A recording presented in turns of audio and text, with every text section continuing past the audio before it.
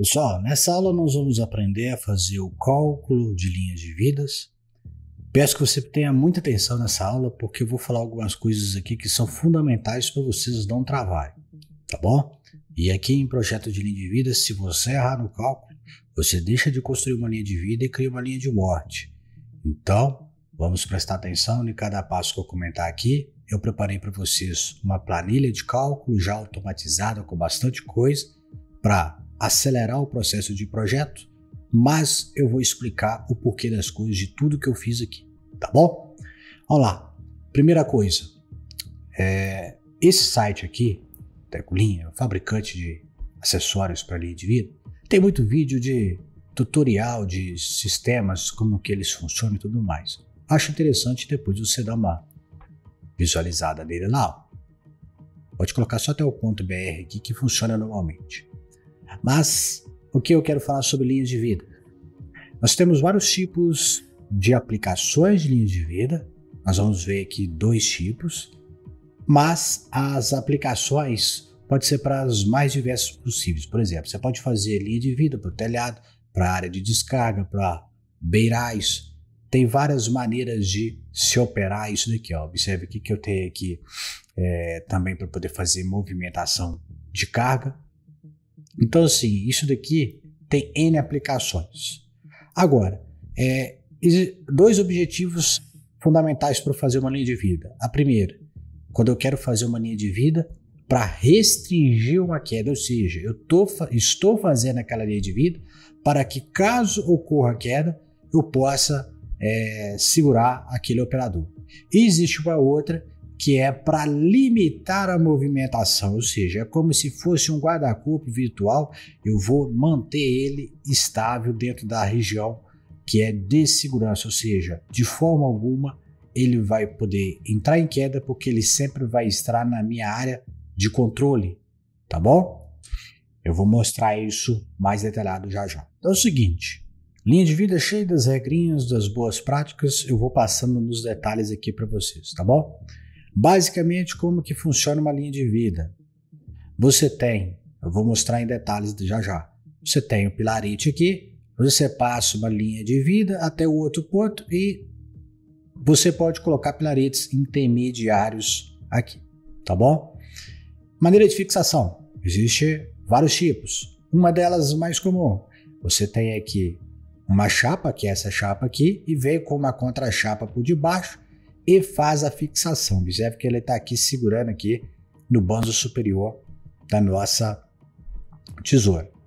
Distância entre um apoio e o outro, máximo 15 metros, ideal 4 metros, tá bom? Regrinha aí.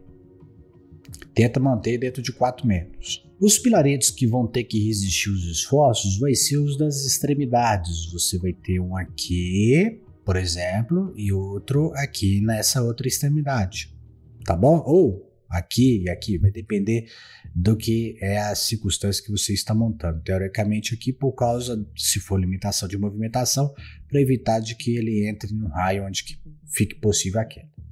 Beleza. Vamos detalhar um pouco mais. Como é que funciona os dispositivos que a gente tem dentro de linha de vida?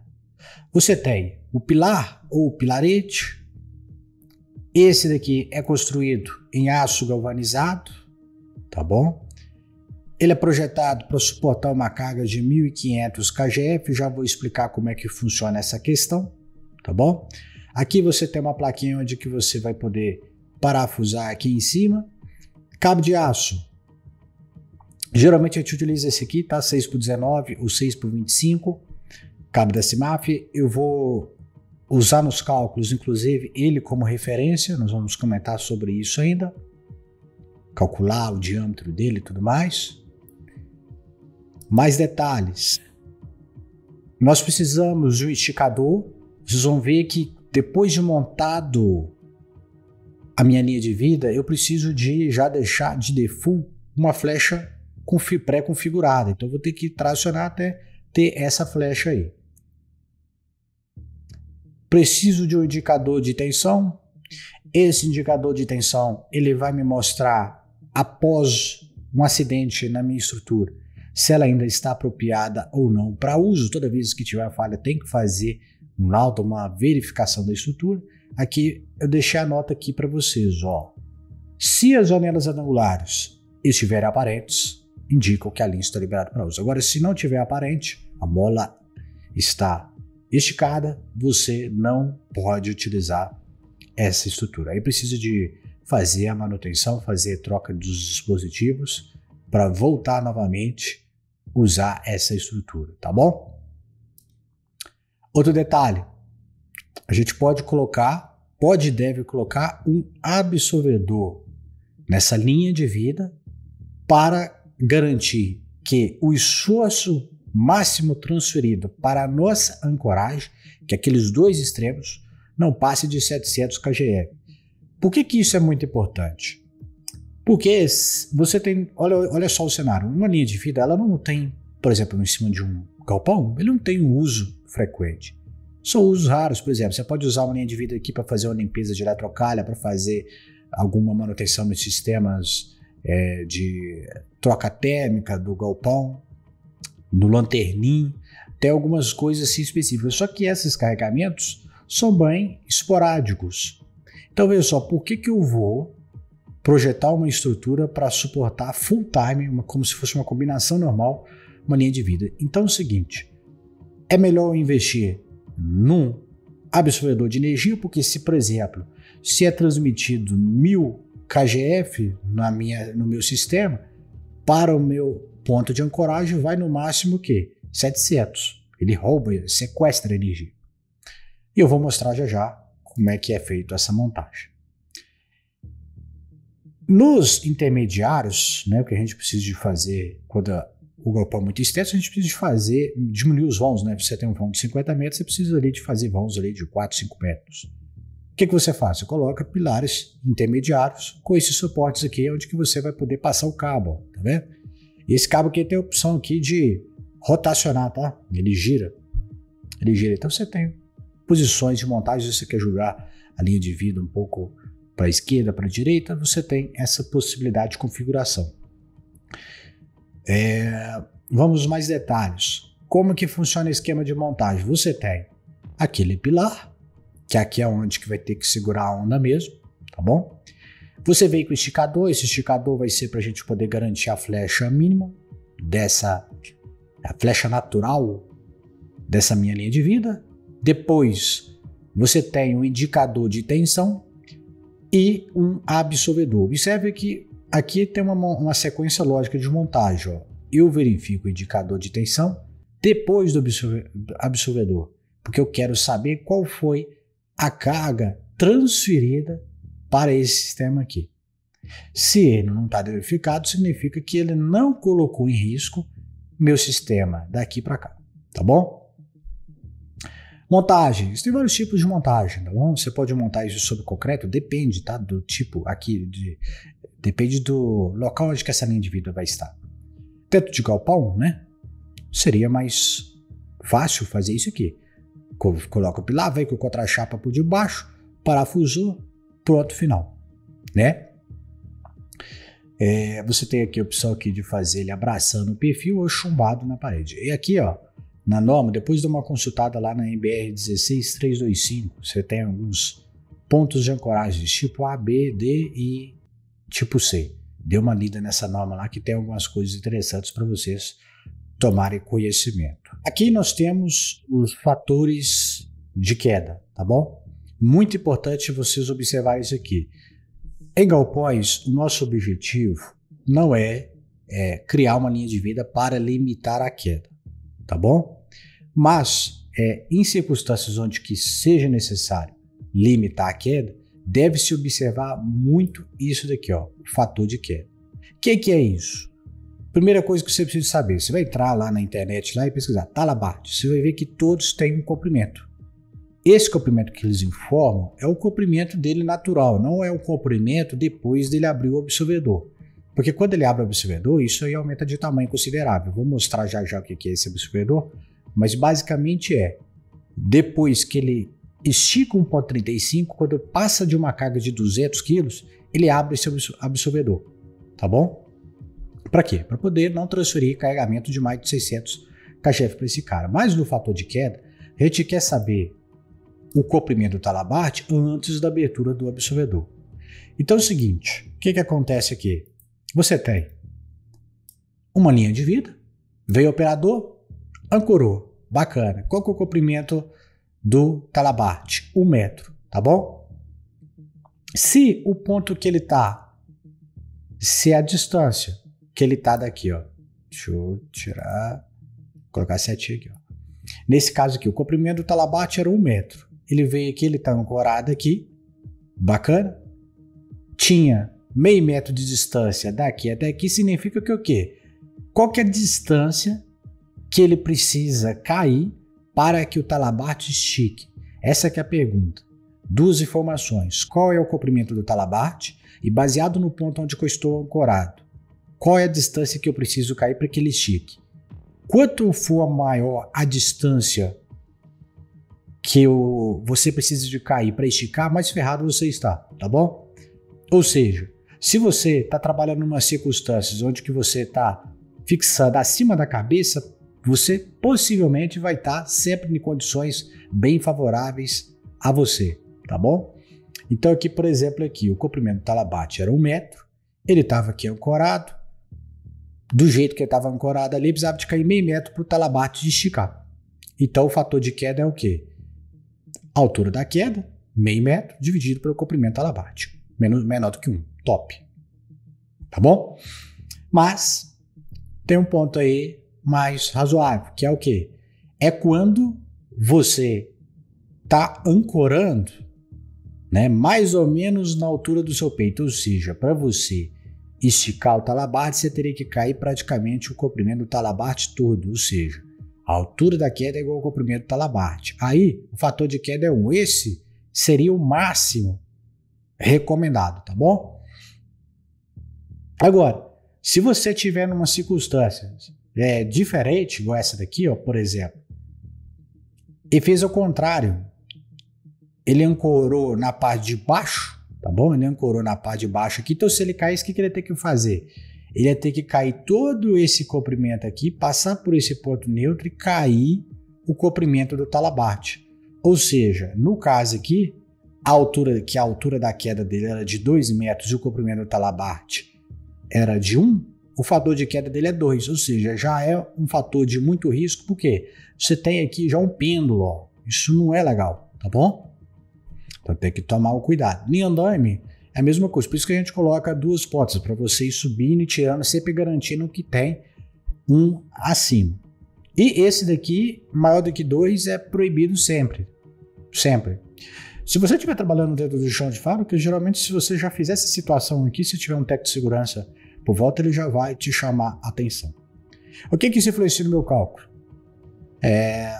Entre aspas, nada. É uma questão de observação de onde que você vai montar essa linha de vida, para que quem for usar esteja sempre dentro de uma situação, fator de queda igual a 1 estourando 2, mas o ideal é ele trabalhando o tempo todo igual a 1. Se caso o local que você tem para ancorar natural já te coloca numa circunstâncias que fator de queda já está ali na região de 2, você precisa de considerar de fazer um projeto de uma estrutura auxiliar para elevar esse nível onde que possivelmente ele ia poder ancorar. Você precisa de garantir que quando ele faça essas ancoragens, ele nunca esteja em risco. Vamos entender alguns detalhes aqui. A NBR 14629, ela pede que, quando o corpo tiver em queda livre, a gente precisa de assegurar que não seja transferido para esse corpo uma carga maior do que 6 kN, ou seja, 600 kg. Então, a gente precisa de colocar um absorvedor para, quando ele esticar esse talabarte, e aí que entra aquele detalhe, né? Eu falei sobre o comprimento do talabarte, né? Esse é o comprimento lá do talabarte. Tá vendo que isso aqui é como se fosse, ele faz um vai e volta, ó. Ele tá colado, ó, veio aqui, foi lá, voltou, veio aqui, foi lá, ele fez uma espécie de espiral, ó. Isso aqui. Justamente porque aqui dali é projetado, tá? A norma pede para isso aqui romper quando passar de 200 kg de força. Rompeu de 200 kg de força, ele já entra a absorção. Por que aqui coloca 200 kgf também, tá? Para não qualquer arranco que der, você não perder o talabarte, né? Porque uma vez aberto o absorvedor, é outro talabarte. Então, esse daí é um mecanismo que a gente vai usar para poder absorver possíveis quedas do meu operador. Aqui você tem uma certa limitação do jeito que está aqui para fazer movimentações, obviamente. Vocês vão ver que tem um trava-quedas que você tem a opção de movimentar ele. Ele é como se fosse uma catraca. Ele estica, mas ele trava, estica, trava, estica, trava. Então ele te dá mais liberdade de movimentação. Obviamente, quando a gente utiliza um sistema desse, você já está colocando o operador como possibilidade de queda, que você está dando essa liberdade para ele. Você não está preocupado com onde que ele vai movimentar e muito mais limitar a queda. Mas enfim, esse é o talabarte. Aqui a gente vai precisar de calcular essa zona livre de queda 1 para casos como esse. Isso a planilha vai fazer tudo automático, mas só para vocês entenderem os dados aqui. Nós vamos ter aqui a flecha dinâmica, aqui com a F3. Após a carga aplicada, qual que foi a flecha que isso aqui fez? Tá bom? Eu tenho B, que vai ser o comprimento do meu absorvedor. O A, que é o comprimento do meu talabarte. Tá bom? Ou seja, só vai passar da região B quando ultrapassar os 200 kg, aí abre o absorvedor. Aí você tem o C, que é a distância do elemento de engate do cinturão até o pé da pessoa, que geralmente dá 1,5 m, mas a gente adota 1,8 como uma margem de segurança. E temos a distância de segurança de 1 metro do ponto base, do ponto onde que não pode chocar, não é do solo, tá bom? Você tem que olhar, por exemplo, se isso aqui de baixo aqui tem um equipamento, ele tem que estar no mínimo 1 metro do ponto que ele poderia ali atingir e se machucar, tá bom? E aí a gente vai verificar essa zona livre de queda. Para que serve isso aqui? Porque eu tenho que chegar no ambiente e falar, ó, eu preciso aqui de uma altura livre para eu brincar com esse negócio aqui de X metros. É para isso que serve essa zona livre de queda. E esse caso aqui, que a gente vai calcular ainda, é para quando a gente for fazer projeto de uma linha de vida, que a gente vai utilizar um talabarte com absorvedor. Esse é um caso 1. Vou mostrar outro caso agora. Caso 2. Cálculo de zona livre de queda, só que agora com o trava-quedas. O trava-quedas você tem mais liberdade de movimentação, tá bom? Tem mais liberdade de movimentação. E aí você vai ter que, obviamente, as flechas, né? A gente vai calcular todas essas flechas. Cadê? Vou colocar aqui, flecha. Então tem a flecha F2, tem a flecha F3, que é a dinâmica. Aí você tem aqui essa distância A1, que é a distância dele daqui até aqui. A distância B1, depois que ele abre, o C1, que é do ponto lá do cinturão até o pé, e a distância D1. Mesmo procedimento, mas usando outras nomenclaturas. Aqui também tem umas outras cotas que nós vamos utilizar lá. Observe que aqui ele está trabalhando num piso de trabalho, bacana, tá bom? Tem aqui liberdade de movimentação, pisou em falso, beleza, caiu, seguro ele antes de bater no solo, tá bom? Segurando ele em pé, obviamente, garantindo que o pé dele esteja no mínimo 1 metro do piso ou da máquina, do objeto que tiver aqui imediatamente abaixo. Outro detalhe, nós temos outra possibilidade de montagem, que isso aqui é mais comum em galpões, que você vai fazer, como é muito extenso, você não tem a possibilidade de simplesmente colocar um pilarete aqui, um ponto de ancoragem aqui, né, e fazer a sua linha de vida. É muito extenso, aí para não ficar um negócio muito extenso, a gente vai permitir que o operador vá trocando de linha de vida, né? Ele vai ancorando. Ele está aqui, depois ele pega com com 2 engates, né? Manda um, deixa um aqui, passa outro para cá e vai se locomovendo, vai se transferindo de vão para vão e vai andando ao longo da minha estrutura. Vocês vão ver que no modelo de cálculo, quando a gente tem vários vãos disso daqui, o que a gente vai ter que fazer? Vai ter que considerar o alongamento de cada vãozinho desse daqui, depois levar na somatória como um todo, para poder fazer o cálculo da flecha, como se fosse uma flecha virtual, porque você tem as flechinhas, né, de cada trecho, né, que seria essas aqui, e a gente vai fazer uma flecha resumida, tá bom? É como se fosse uma flecha equivalente. Mas tudo isso já está equacionado para vocês facilmente, é só alimentar. Bom, vamos para a planilha. Preste muita atenção aqui para não perder nenhuma parte importante aqui. Vocês podem fazer adaptação na planilha ou criar a própria de vocês aí se acharem melhor. Mas eu quero explicar o porquê das coisas aqui para você conseguir alimentar e entender os dados da melhor maneira possível. Quando você fazer um projeto de uma linha de vida, você precisa de primeiro saber o que você está fazendo. Você está fazendo uma linha de vida para quando alguém está trabalhando, mas é possível a queda naquele tipo de tarefa que ele está fazendo? Ou você quer somente montar uma linha de vida para limitar a movimentação e evitar do que a queda ocorra, né? Porque deixa que a queda ocorra, mas quando ocorrer, ele te segura até o metro do solo. E a outra não. Ela vai funcionar como se fosse um guarda-corpo virtual te barrando de acessar algumas áreas específicas que são consideradas de alto risco e levar até a queda, tá bom? Então é o seguinte, se isso aqui for sim, isso vai mudar alguns fatores de cálculo aqui dentro, tá bom? E uma deles é a nossa carga de corpo. Por quê? Quando é uma linha de vida que é para limitar a queda, ou seja, é possível a queda, a carga de corpo é 600 quilos para a primeira pessoa e a partir da segunda é o peso dela mais 20%, tá bom?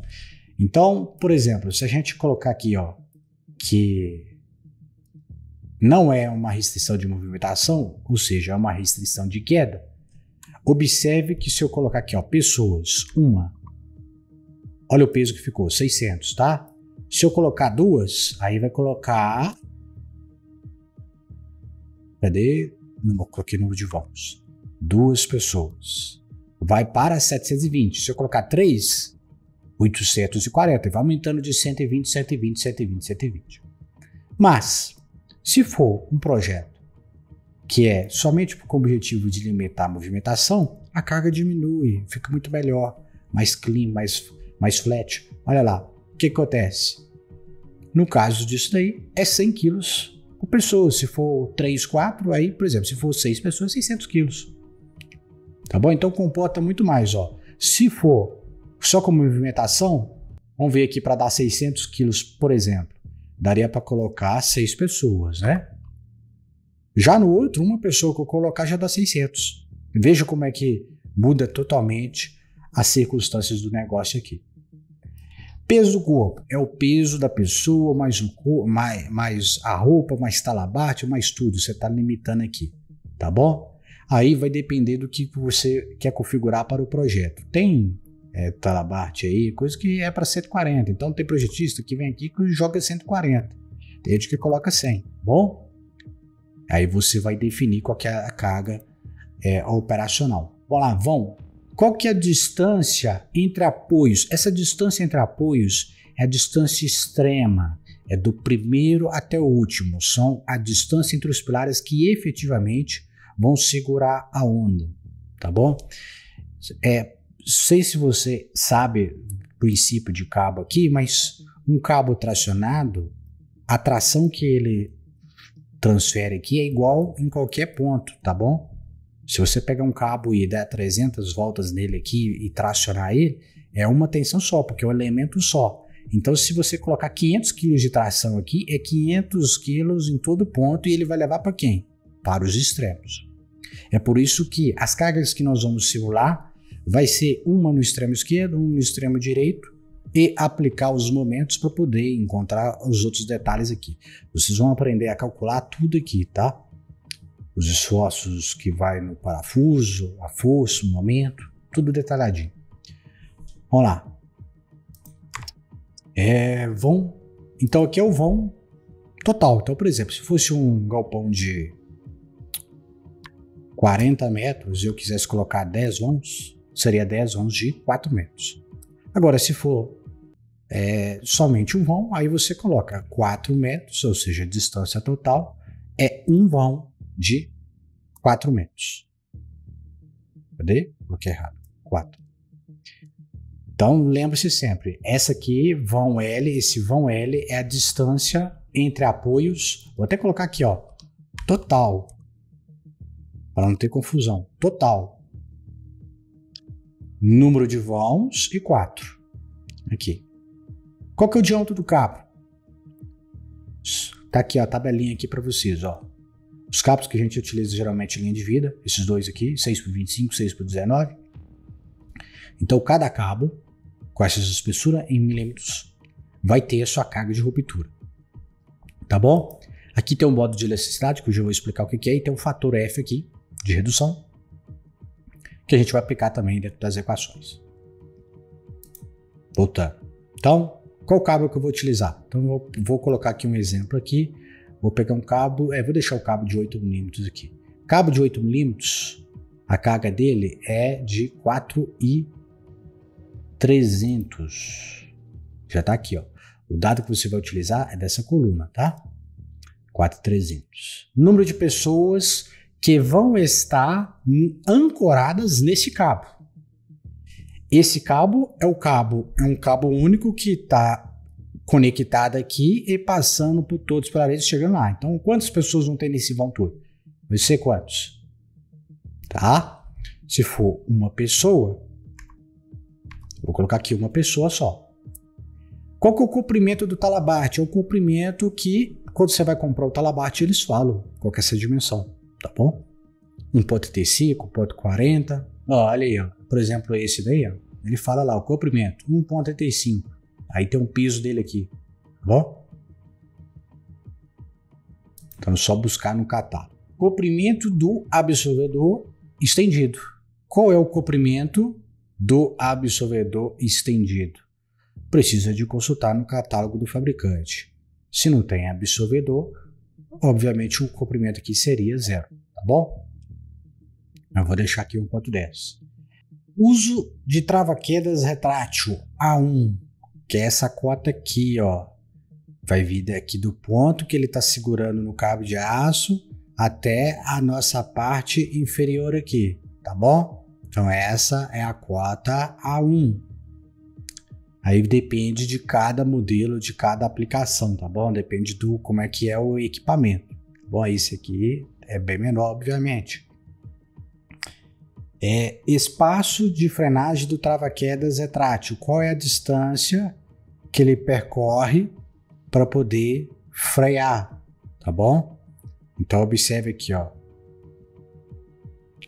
Essa cota aqui, que tá daqui até aqui, é a cota B1. Que a cota B1 aqui é o que? Distância de posição recolhida à posição de trabalho. Ou seja, quando ele está na posição de trabalho, é isso daqui. É isso que está planejado aqui. Por que está planejado isso? Porque é aqui que ele é o local dele pisar. Então, beleza. Essa é minha cota B1. Tá bom? A cota C1 é daqui até aqui. Tá bom? E essa altura de queda aqui, obviamente, disponível para baixo, seria a altura daqui até o piso inferior, onde que seria o ponto, onde que é o local onde que é seguro a queda.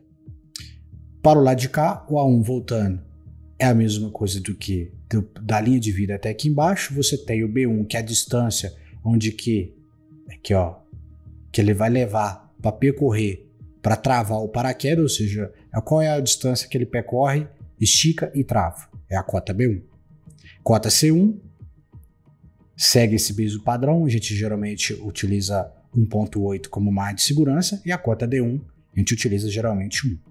Então não tem muito segredo esses dados aqui não. Tudo é coletável, é só a questão mesmo de fazer a pesquisa e fazer a identificação desses dados preliminares. Continuando, a nossa flecha ela vai ser entre 1 e 3, tá bom? Se for restrição de movimentação, a flecha é 1%. Se for restrição de queda, ou seja, for não, a flecha é de 3%. Bacana? Vou voltar aqui então para sim, porque nós estamos trabalhando com restrição de movimentação por causa de galpão, tá bom? Então aqui eu vou ter o comprimento desse cabo alongado, provocado por essa flecha de 1%, tá bom? Nós temos aqui o alongamento do cabo parabólico, beleza? Que vai ser de 26,91. Temos aqui a flecha inicial parabólica, que é essa flecha aqui F1, que vai ser provocada após essa flecha aqui de 1%, ou seja, ainda é a flecha parabólica. Depois vai vir a flecha F2, quando ele forma um triângulo assim, tá bom? Ele deixa de ser uma parábola e começa a virar um triângulo. E aí, quando você tem a aplicação da carga total, você tem a continuidade do triângulo, mas aumentando o valor dessa flecha, que é a flecha minha aqui, F3. Eu tenho aqui uma distância de frenagem. Lembrando que essas equações eu coloquei tudo aqui no banco de dados, tá bom? E vocês conseguem clicar aqui e ver quais foram os dados consumidos. Se vocês quiserem anotar isso, mas eu acho dispendioso ter isso anotado. A distância de frenagem é a distância entre a flecha F3 e a flecha F2, ou seja, quando saímos do F2 para F3 é onde efetivamente o corpo começa a ser freado, tá bom? Essa é a distância que vai deslocar o meu cabo freando o corpo. Carga do corpo. Essa carga pré-determinada vai depender se é restrição de movimentação ou não. No caso, como a restrição de movimentação só está com uma pessoa ancorada naquele cabo, está com uma carga de 100. Aí ele calculou a força do cabo, só que essa força do cabo ela precisa de ser calibrada, tá bom? Para você calibrar é só você clicar aqui, ó, calibrar, pronto, calibrou. Ou seja, a força no meu cabo T1 vai ser 660 quilos em qualquer ponto. Apesar que aqui está com desenho com vários ohms, aqui a gente ainda não define mais volts. Um detalhe, a flecha F3 ela tem duas equações, tá? Se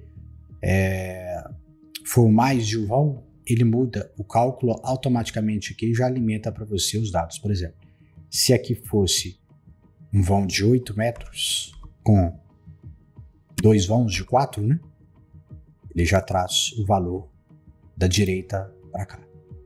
Só para ficar explicado isso aí. Vou botar aqui para 4, vou colocar aqui um vão de 4. Vou calibrar.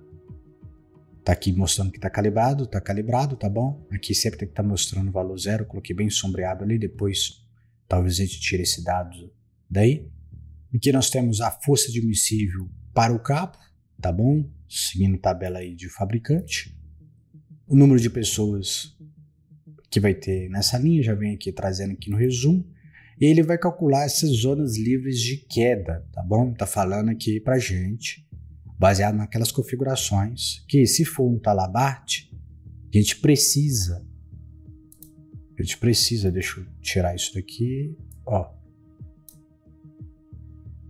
A gente precisa do ponto da linha de origem da minha linha de vida até o chão 5,45 metros. Se for com trava-quedas, aí 3,85. Tá bom? Tá falando de altura útil. Ou seja, se você tem aí 6 metros da altura do topo até o chão, dá para usar os dois. Mas se você tivesse só 4 metros, não daria para usar o talabarte, né? Não teria altura útil. Aí você teria que fazer uma extensão, fazer uma elevação dessa linha de vida para poder chegar no 5,45. Em alguns casos isso talvez não se torna interessante, tá? Então é só para te mostrar aqui qual que é a altura que você precisa, do ponto onde que é o solo ou o ponto que de proteção até a linha de origem da nossa linha de vida. Nós trazemos aqui também o valor de HP, que é a distância, por exemplo, no caso aqui com trava-queda. Você está trabalhando no piso de trabalho e tem um piso inferior. Qual que deveria ser essa distância entre o piso e outro? Ou seja, um plano de trabalho e o outro. Precisa de ter, no mínimo, 2 metros e 1. Tá? Isso daqui, obviamente, se fosse para a gente poder trabalhar com limitação de queda. No nosso caso não é, então a gente ignora esses dados aqui, tá bom? Que aqui é restrição de movimentação. A gente usa esses dados aqui, obviamente, quando for limitação de queda, um projeto para limitação de queda. Coeficiente de utilização do cabo, 38%, ok, tá bom? Fator de serviço do cabo, 5,21. Estado de resistência do cabo, está aprovado. Por que ele está aprovado? Se isso daqui for de movimentação, se for para movimentação, o valor que a gente precisa ali de coeficiente é maior do que 3, tá bom? Maior do que 3. Se ele for sim, o valor precisa de ser maior que 3. O que é 3? É a divisão entre a força admissível do cabo e a força que está atuando sobre ele, tá bom? Caso contrário, se aqui for não, aí a tolerância é de 2. No caso aqui, está calibrado, está aprovado, então está tudo ok aqui. Aí vem a pergunta, né? Depois eu vou fazer um pente fino em alguns detalhezinhos aqui de informações que às vezes depois vocês podem vir perguntar no suporte. Aqui ele calcula um ângulo, né? Quando esse cabo é esforçado ali na nossa... Você tem uma flecha virtual aqui, né? Então ele calcula este ângulo aqui. E através desse ângulo ele faz uma decomposição de força daqueles 660 kg e encontraria os esforços máximos de, vamos dizer, Fx e Fy. Mas, como nós sabemos esse ângulo, nós podemos, ao invés de preocupar com isso aqui, já aplicar a resultante mesmo, né? A gente sabe a força T. A gente sabe a força T e sabe o ângulo dela. Então, na hora de aplicar, por exemplo, dentro do sabe, a gente sabe a direção que esse esforço pode vir a atuar. Por exemplo, aqui, ó, tá aqui 4,34 graus, ó, 0 graus, 1 grau, 2 graus, 3 graus, até chegar a 4,34 graus. Essa seria a orientação da minha força do meu cabo, que tem uma intensidade de 660 quilos. Tá bom? 660 quilos. Isso, obviamente, me daria um momento naquele ponto. Então, eu posso calcular aqui, aplicar aqui já um momento nessa orientação, se eu quiser fazer um estudo da minha estrutura, né? Para eu saber se o meu perfil vai suportar, eu vou lá no SAP e aplico o momento de,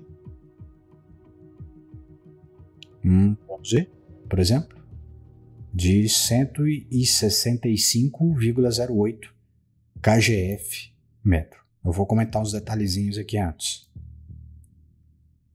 O que ele está fazendo aqui para poder calcular esse momento? Está pegando a altura disso daqui, tá? Então vai depender dessa altura. Dessa base até o topo. No caso aqui é 250 milímetros. Outra coisa, para calcular a força, que esse parafuso aqui, ó, aqui tem 2 furos, né? Esse parafuso vai ter que segurar para não deixar isso tombar, tá bom? Como o ângulo é muito próximo de zero, dá para simplificar o cálculo. E a pergunta que fica é, qual é a força máxima que esses parafusos vão ter que resistir? Cada parafuso aqui, ó, vai ter que resistir 457 kg de força de tração. Um vai puxar com 450 para baixo mais um outro de 450, tá bom?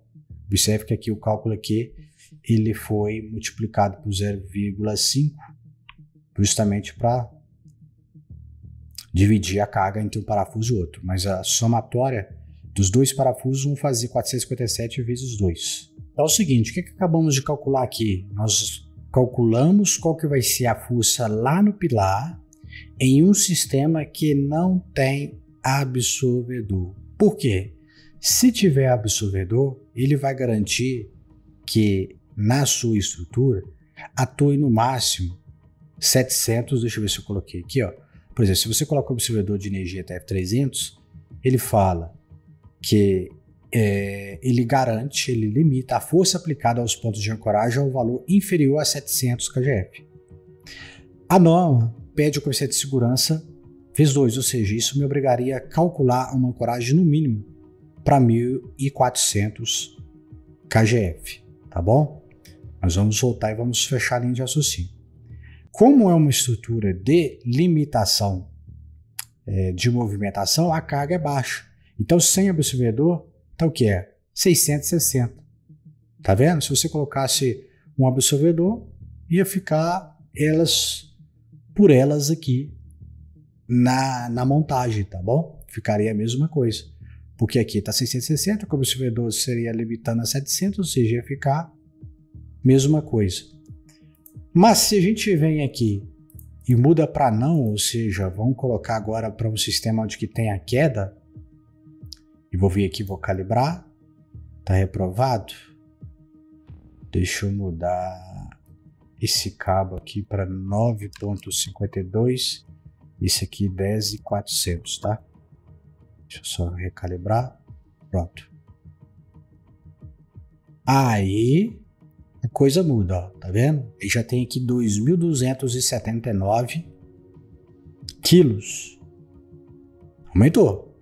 Agora, se você não colocar absorvedor, você vai ver a estrutura sua sendo reprovada direto. Aí você colocando absorvedor, o que acontece? A sua carga, que antes ia te exigir cada parafuso resistindo 1.569, vai cair para cada parafuso precisando de resistir 1.042. Por quê? Coloca o absorvedor, ele limita a 700. Eu coloquei aqui um cálculo de 1.500, porque o pilarete ele suporta 1.500, então já para poder trabalhar numa condição máxima mesmo, coloquei 1.500, mas eu poderia colocar aqui 1.400, tá? Estaria dentro do limite, tá? 972 kgf, não tem problema. Então, aqui que está a diferença de um sistema para outro, de sem absorvedor e com absorvedor. Quando você tem uma queda, você tem uma carga muito grande, e aí quando você tem um absorvedor, você tem este ganho, tá bom? Você tem este ganho da sua estrutura. Então é o seguinte, se sua estrutura aqui ela vai ser uma limitação de movimentação, vou voltar aqui para um parafuso de 8 e com 4.300, se eu não me engano aqui de coisa, vou vir aqui calibrar, beleza, está calibrado. Então, deixa eu ver a altura 250, isso, ó. Então nesse caso, a minha carga diminui, não precisa de eu fazer uma análise aqui com o absorvedor de energia, porque eu colocar um absorvedor de energia aqui, eu vou estar colocando um absorvedor para não absorver nada, né? Porque a maior carga que está aqui falando aqui para a gente, que atuaria nesse tipo de mecanismo, 660.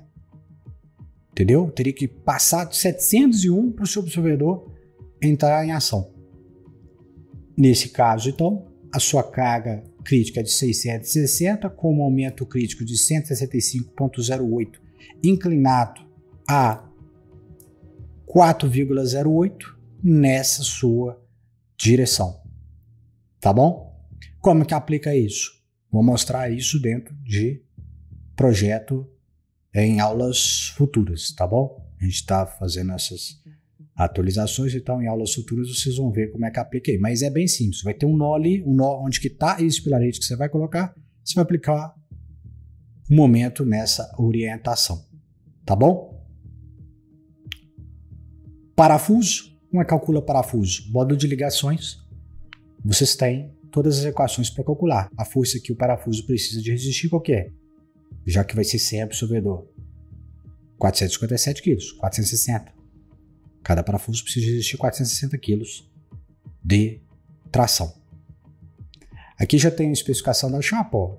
Então, se você usar a mesma chapa, não precisa nem de preocupar com o cálculo, é na mesma dimensão. Olha lá, uma chapa de 200 por 200 e uma chapa, cadê? Acho que tem aqui a espessura dela, 12,7. Meia polegada, tá bom? Essa chapa de meia polegada suporta 1.500 kg. Então você faz a mesma contra a chapa, pronto, acabou. Pronto? Então esse é o procedimento de cálculo. Uns detalhes aqui que eu quero mostrar para vocês, ó. Isso aqui, ó. Nessa equação aqui você tem esse valor aqui que é o módulo de elasticidade, que está aqui 10.000. Se você vir aqui na tabela, para um cabo 6 por 19, o valor é de 8.500 a 9.500, coloquei 10.000. Quanto maior, ele superdimensiona um pouquinho, é totalmente a favor de segurança. Só que esse valor, ele precisa ser reduzido para um valor. Aí eu coloquei, aqui ó, deixa eu ajustar. Aqui ó, 6 por 19 é 0,396. Deixa eu ver como é que tá lá na equação. 0,395, ó, vou colocar aqui ó, 0,396. Tá 10.000, pode deixar 10.000, tá bom? Prontinho. Então, tá aí calculado. Se fosse um sistema de resistência de movimentação, seria este o procedimento. Fazendo um exemplo para um case real, ó, vamos colocar aqui, ó, 100 quilos, 60 metros, vamos colocar 10 vãos, vamos colocar 10 vãos de 6 metros, beleza. 10 vãos, vamos colocar quantas pessoas? 10 vãos, vamos colocar 10 pessoas aí. 10 pessoas. Vamos calibrar. Beleza, está calibrado, está reprovado. Precisa de melhorar um tiquinho. Aqui vamos colocar um 9,52, então. 9,52, carga de 10.300. Vamos checar aqui. 10.000. Quanto? É 6.100, né? 6.100. 6.100. Vamos ver, calibrar, ainda está reprovado, quase que deu, hein? Beleza. Vou colocar então um de 11,5. 11,5.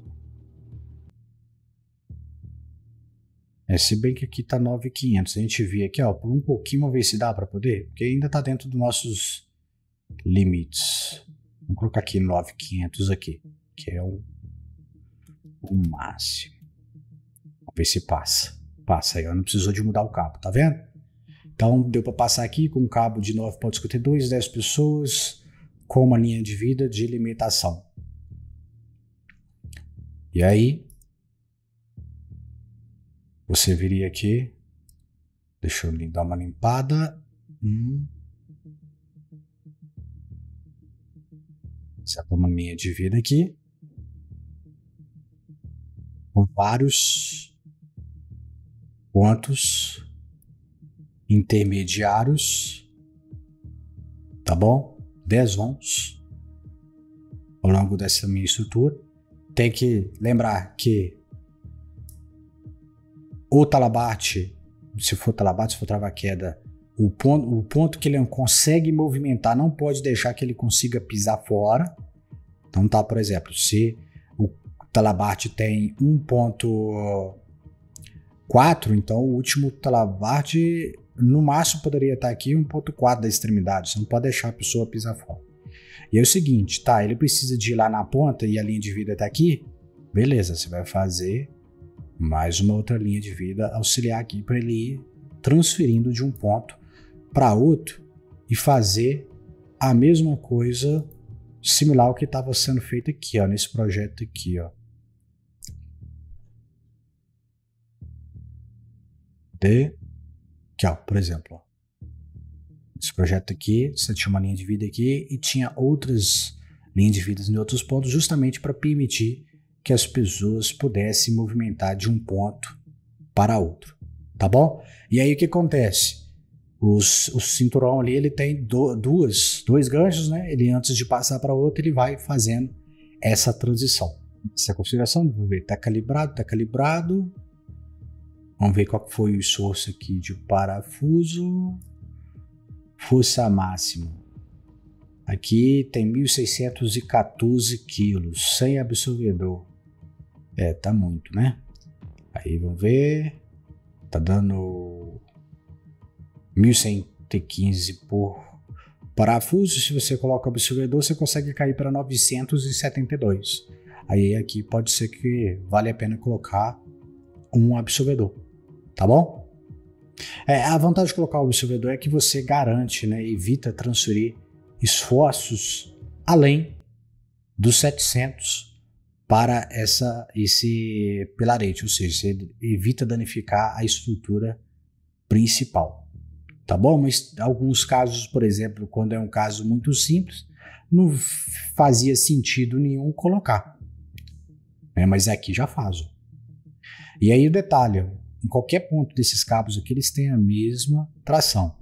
Aplicação de carga de momento, ó, vai ser uma força que sai aqui de 0 graus, gira 5 graus, tá? Vou fazer bem agressivo aqui, só para ficar figurativo.